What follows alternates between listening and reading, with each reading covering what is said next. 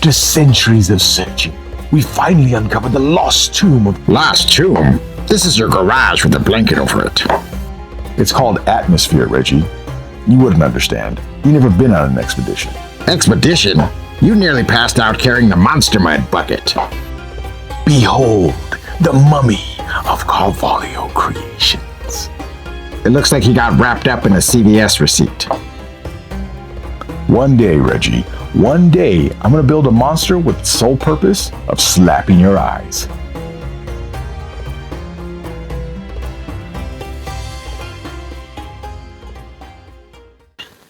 All right, what's up everybody? So in today's video, I'm gonna be showing you how to create the mummy. And this is an awesome character. This is gonna be one of our classic monsters. I've been wanting to make this guy for a very long time. And I thought, man, what's the perfect time than right now to create the mummy. So let's go over the design a little bit so you guys can follow along with me visually. And I can show you what I'm kind of thinking to create this character. Now this is gonna be a monster mud piece, so he's gonna be heavy.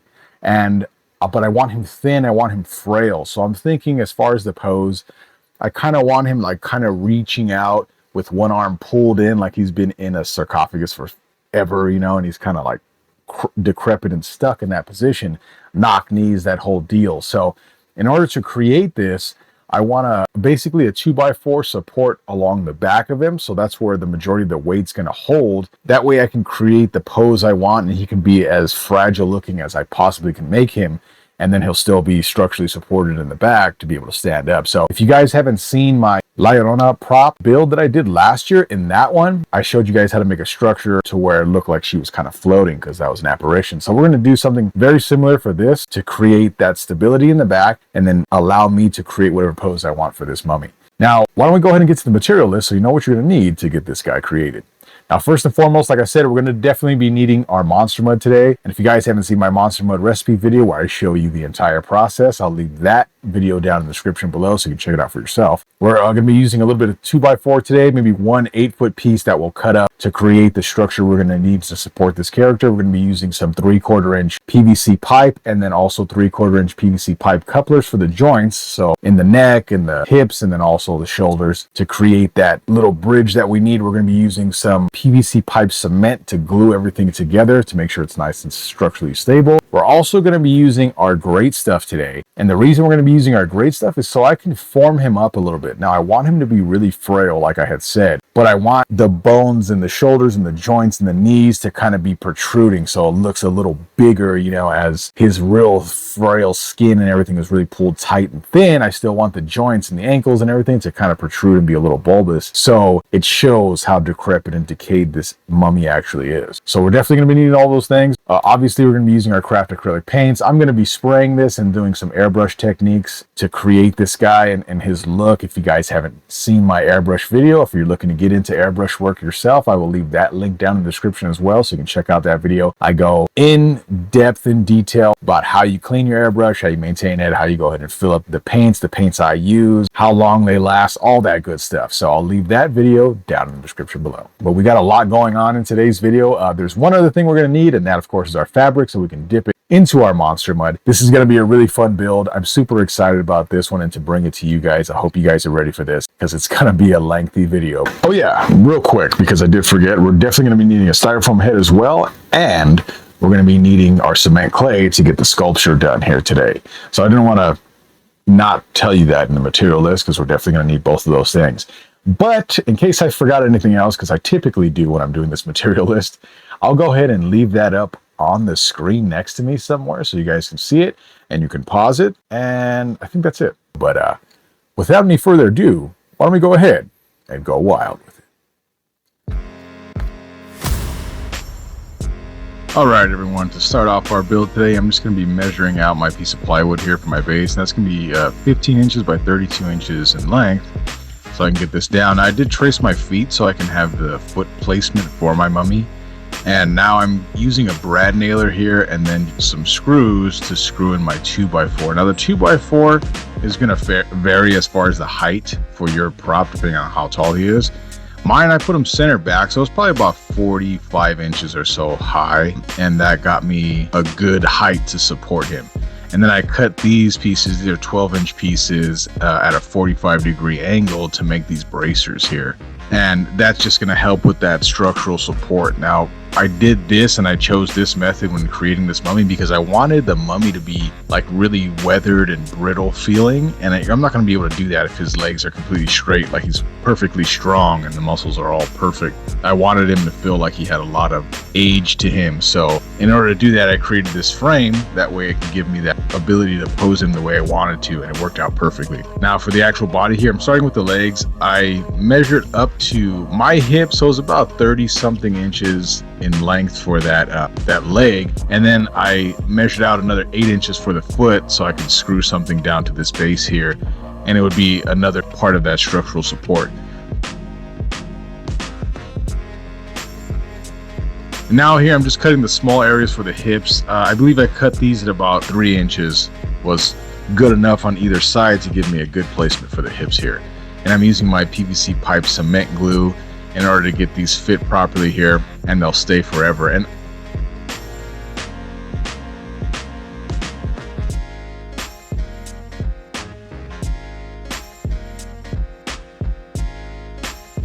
now that I have his waist, his bottom part put together, I'm using my heat gun now to kind of bend the knees a little bit and give him a little bit more of a pigeon toe and also a knock knee. Again, to accentuate the fact that he's been around for way too long and his body's falling apart. And to create how I was going to attach this to my actual wood base in the PVC, is that I went ahead and used one of those metal rings there, and then I'm screwing it tight here. So that was all I needed, just one screw in with that, held the weight perfectly. I have him sitting outside right now and he's doing great. And now, because I want him to have a little bit more of a hunchback, not perfectly standing up tall, so I'm taking my heat gun. Now this takes a bit of time, but you just run it up and down that pole there until it starts to warp. And then once I got the bend right, I went ahead and used my water to kind of seal that in place. Now for the neck here, I wanted his head tilted a little more up because it'd be too far down, so I bent that back as well, just so his head would look more forward as opposed to right down toward the ground here.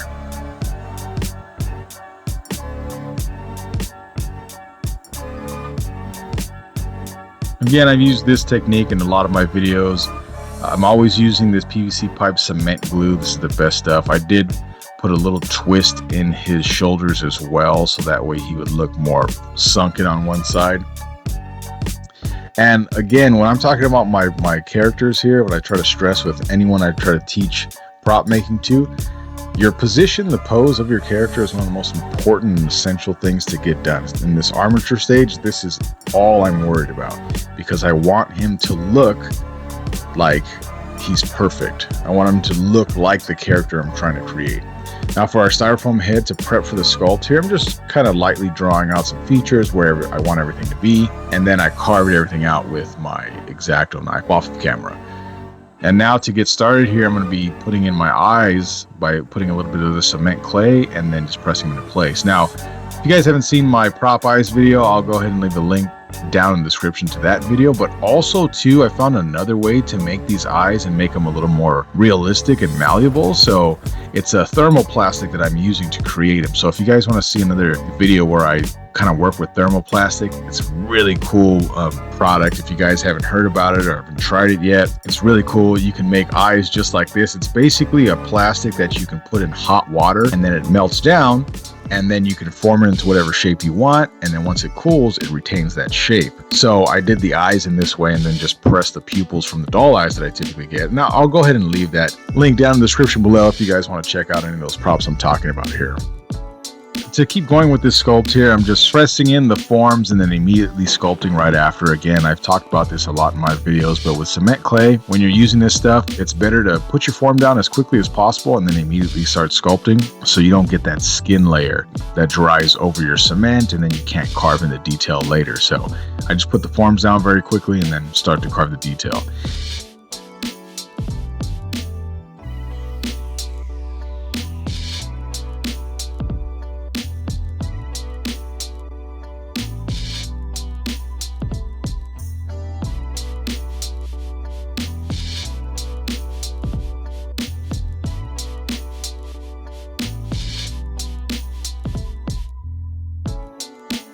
Now these, again, I'll leave a link to these as well. These are just some really cool teeth that I found on Amazon. I think they were like 14 bucks for 6 full sets of teeth.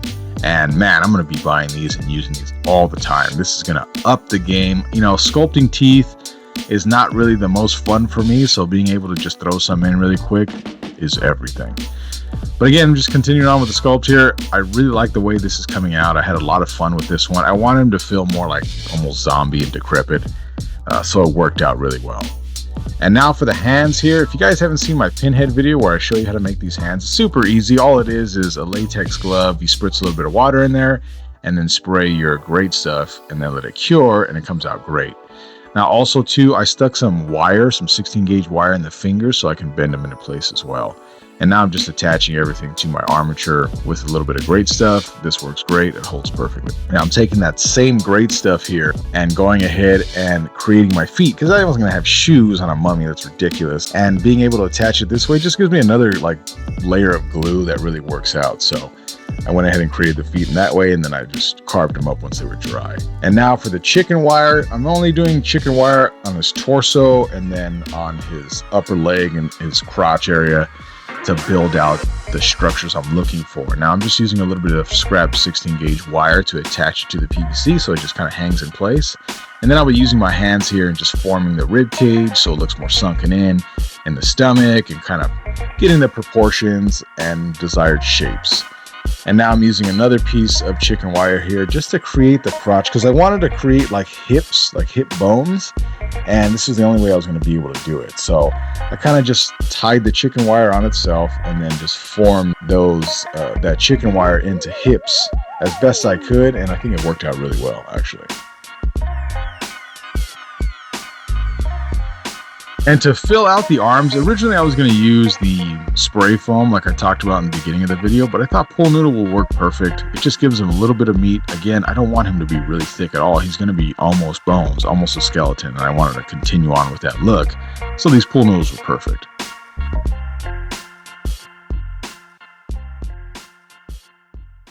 All right, so I wanted to go ahead and stop and show you guys the progress so far. We just finished the armature, but as far as the actual body itself, I went ahead and used pool noodles for the majority of it. He's a mummy, so I'm going to keep him relatively thin. And then as far as the chicken wire on the chest, I basically just sunken in that rib cage a little bit. Hopefully you guys can see that a little bit here. And then kind of made a little bit of hip bones and then right into the legs and the feet as well. Now, as far as the knees and the elbows, I just took a little bit more pool noodle, scrap pool noodle, and just cut them into place just to give it a little bit more form. But if I back up here, hopefully you guys can see, that's what the dude looks like. Looking pretty good. I'm pretty excited. So hopefully you are too. This is turning out to be a great build. I love the way he's coming out. We're going to be getting right to the monster mud right now. So now that this prep is all done, we'll go ahead. I'm going to cut up all my strips. Like I've told you guys before in the past, when you're working with monster mud, pre-cut all your material before you start. So it looks great. It's easy. You don't have to stop and recut more. Cut more than you need, because for these big props, it's going to be a lot. So without any further ado, why don't we go ahead and go wild with it.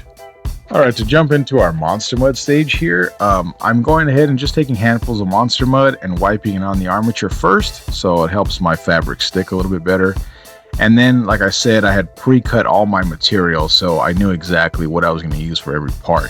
But I was basically just creating a skin for him, so I wasn't worried about clothes. This is not a clothes character, so I kind of just wrapped this first layer to cover up all the chicken wire and the pool noodles and everything.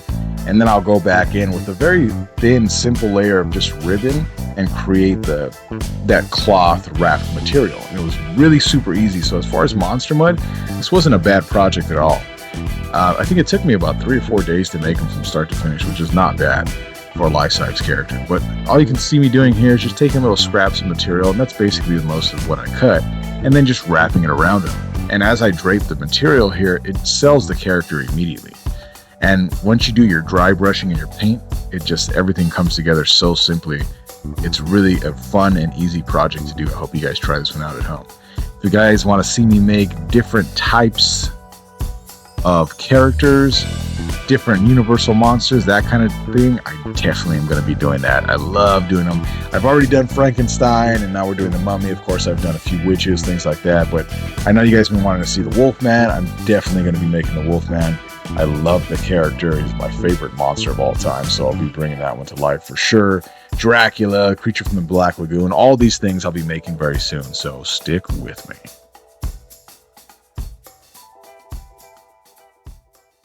All right, real quick, everyone. I just wanted to give you guys a closer look at our mummy so far. As far as the hands, just to add a little more character to them, I did put on some press-on nails there, just from like the Dollar Tree. I think that just gave it another layer of detail there. You can see a little bit better on this hand here as well. And then the eyes, I went ahead and taped off the eyes, just with a little bit of painter's tape, just so I don't paint those. Now, as far as the teeth here, I'm not going to tape off the teeth because I'm going to paint this guy with a base coat of like a tan color. So I'll just hand paint whatever I need to bring them back. And then you can kind of see here the way I did the layering. And this mummy, as far as the monster mud, this is super easy. And let me show you also too the side view so you can see how I have them supported. Now it's just our wood base there, and then comes up and it just feeds right into his back. Now I felt this was the perfect way to do this. That way I can focus more on his design, his pose. I don't have to sacrifice the pose, and I'll still get good support with the weight of the monster mud here. So he looks really great. I knocked his knees in a little bit, gave him that classic mummy pulled in arm, like he's been sitting in a coffin for so long he couldn't fully extend his arm, and then just the look of him here. So I'm super excited about this one. I hope you guys enjoy what comes next, our paint job, because I'm really excited to do it. But let's go ahead and get to the paint. Yeah. Boogies, boogies, boogies, boogies, boogies, boogies, boogies, boogies, boogies. It is said that those who do not support Carvalho Creations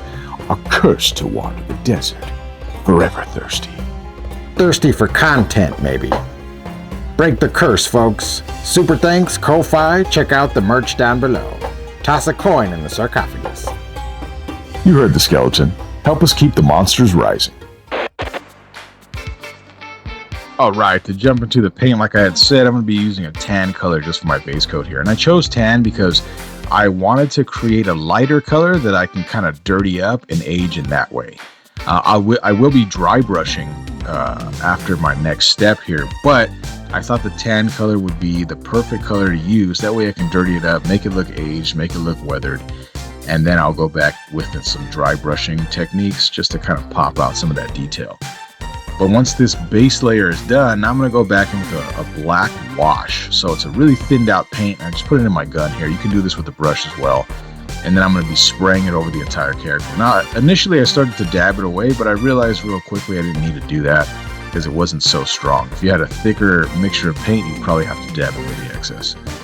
But for here, I just sprayed it on, nice layer. And then once that dried, as you can see, it's dark now. So I'm taking an off-white color and just dry brushing over all the raised areas, and that's going to get me that perfect texture I needed to create this mummy and to get the wraps looking real.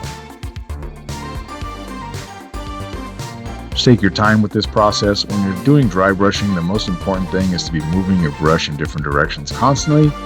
That way you don't see any patterns forming from individual brush strokes. And now as far as the face goes, I thought I wanted his face to be really dark. Now I've seen quite a few different reference pictures for the mummy, and the face and the skin is always really dark and looking like super old, and I wanted to go with that as well.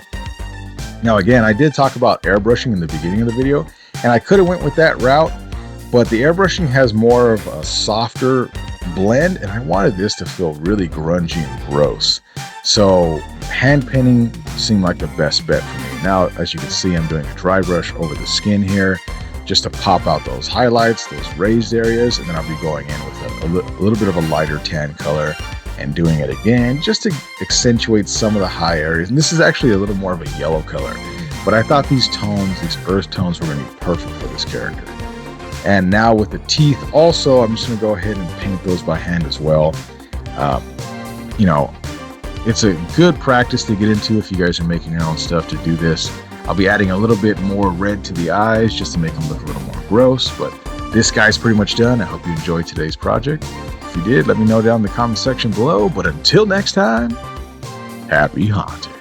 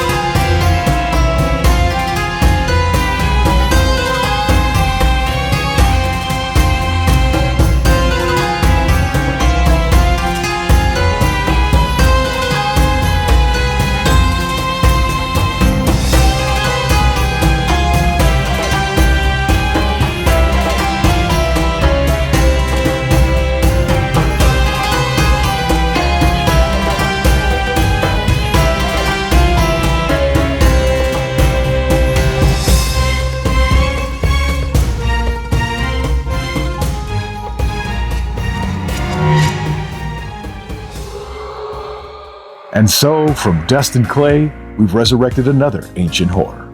Our mummy is complete. Ancient horror? He looks like he wants oatmeal and a nap. Every episode, Reggie, every episode you push me a little bit closer to becoming the real-life villain. Character development. Look at you, finally growing. You did see that, right? Nope. And if I did, I'm moving out. Well, until next time, keep building things, stay creative, and don't forget to go wild with it. I'm Gio from Carvalho Creations. And I'm the only one holding the circus together. And we'll see you next time.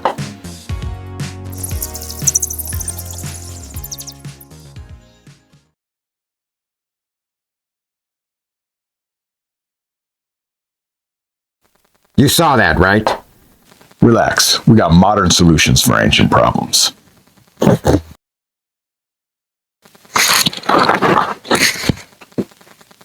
Elegant. Real classy.